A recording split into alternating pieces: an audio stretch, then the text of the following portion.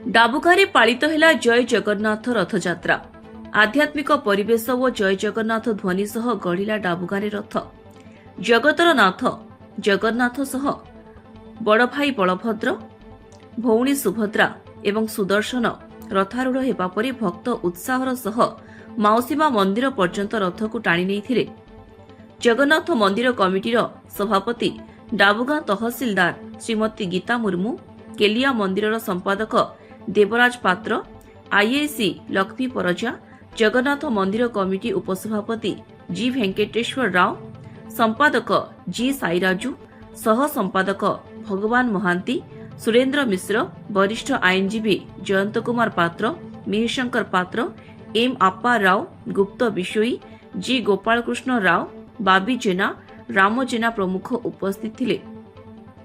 Police ଓ ସ୍ୱେଚ୍ଛାସେବୀମାନେ ରଥଯାତ୍ରା ଅବସରରେ ସମ୍ପୂର୍ଣ୍ଣ ସହଯୋଗ କରିଥିଲେ। ନବରଙ୍ଗପୁର ପ୍ରିୟଦର୍ଶିନୀ ପାତ୍ରଙ୍କ ରିପୋର୍ଟ, ସ୍ୱାସ୍ତିକ ନ୍ୟୁଜ।